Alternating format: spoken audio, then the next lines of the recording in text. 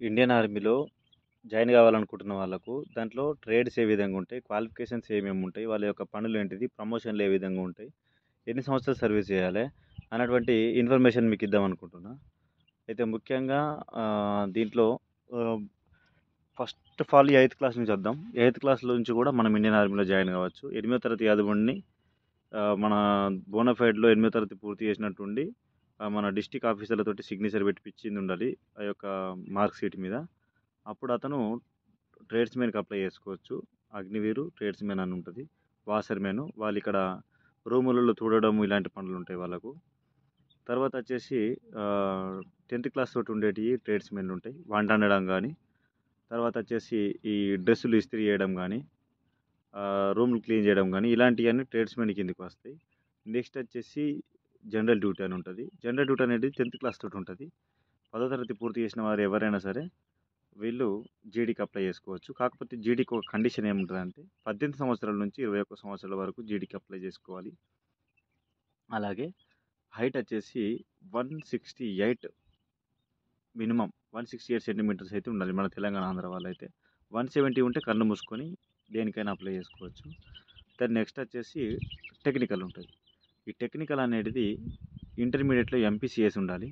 MPC చేసిన వాళ్ళు టెక్నికల్కి apply చేయొచ్చు. వీళ్ళ యొక్క విధులు ఏమి ఉంటాయంటే వీళ్ళు టెక్నికల్ వర్క్స్, సపోజ్ ఇప్పుడు టెలిఫోన్ ఉందనుకో, దాని యొక్క వైర్లు, టెలిఫోన్స్ లాంటివి చేయడం కానీ, టెక్నికల్ వర్క్స్ ఇప్పుడు యుద్ధ ట్యాంకులు ఉంటాయి వీటిని నడిపించడము, వాటి యొక్క రిపేరింగ్స్, తర్వాత హెలికాప్టర్స్ ఉంటాయి వాటి యొక్క డీజిల్, దాన్ని ఏటీఎఫ్ అంటారు, వాటి యొక్క దాన్ని ఏ విధంగా తీస్తారు, ఎట్లాంటి ట్రేడ్స్ ఉంటాయి అన్నట్టు వాటికి సంబంధించి వాటిని చెకప్ చేసే విధులు కానీ ఇలాంటివి.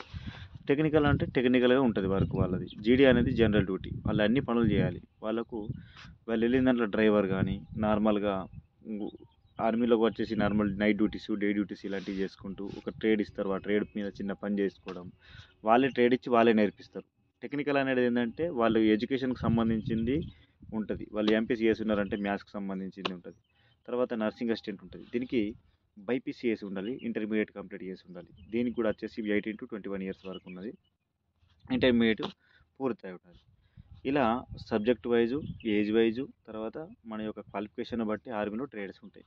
ఇవి మనం తెలుసుకొని రావాలి, ఏది తెలియకుండా డైరెక్ట్గా రాకూడదు. సో మళ్ళీ దీంట్లో కూడా ఎన్సీసీ చేసిన వాళ్ళు ఉంటారు,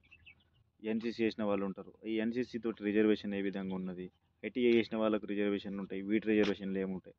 కొంత యూట్యూబ్లలో మనం చూసుకుంటుంటాం కదా, ఆ యూట్యూబ్లోనే సెర్చ్ చేయాలి ఏమేమి క్వాలిఫికేషన్లు ఉంటాయి ఆర్మీలో వెళ్ళడానికి, దాని యొక్క సర్వీస్ ఏ విధంగా ఉంటుంది, ఆఫ్టర్ 4 సంవత్సరాల తర్వాత మనం ఏం చేయొచ్చు, సర్వీస్ 4 సంవత్సరాలు చేస్తున్నంతసేపు మనకు సాలరీలు ఏ విధంగా వస్తాయి, మనం ఇంటర్మీడియట్ చేసిపోతే మరి డిగ్రీ చేయొచ్చా ఆర్మీలో ఉండగా అంటే చేయొచ్చు.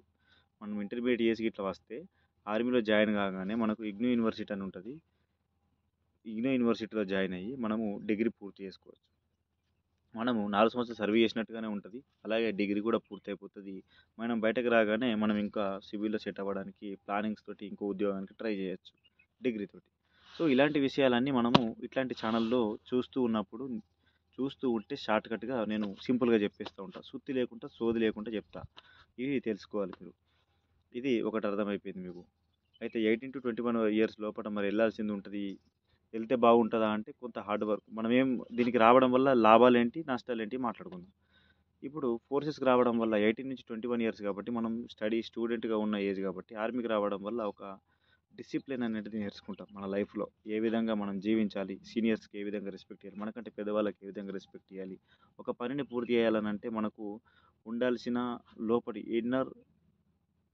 మనకు ఇన్నర్ ఫీలింగ్ ఉంటుంది కదా, భయంగా, అలాంటిది ఆర్మీలో ఉండదు. మనకు భయం అనేది లేకుండా మనకు ఒక పనిని ఎలా పూర్తి చేయాలనేది ఆర్మీలో నేర్పిస్తారు కాబట్టి ఇది నేర్చుకుంటాం.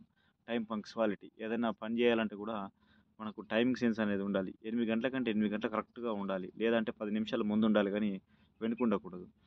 అలా ఆ టైం పంక్చువాలిటీ రావాలి అని అంటే మనం ఆర్మీలో ఉండాలి.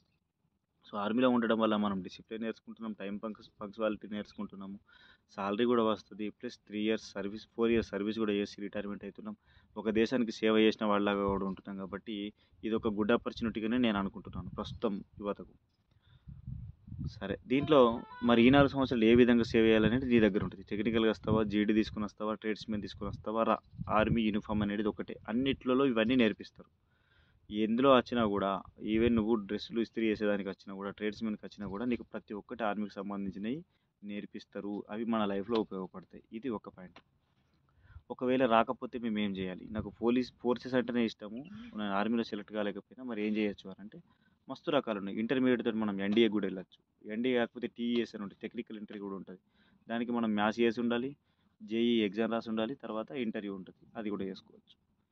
ఇట్లా చాలా రకాలైనటువంటి వేస్ ఉంటాయి. ఇది కాకుంటే సెంట్రల్ ఫోర్సులలో చాలా ఫోర్సులు ఉన్నాయి, పోలీస్ ఫోర్సెస్, అవిటాలో కూడా వెళ్ళొచ్చు. లేదంటే తెలంగాణ ఫోర్సెస్, లేదంటే ఫారెస్ట్, లేదంటే ఎయిర్ ఫోర్స్లో కూడా ఉంటాయి, నేవీలో కూడా ఉంటాయి. సో ఎన్నో రకాలైనటువంటి ఫోర్సెస్లు ఉన్నాయి.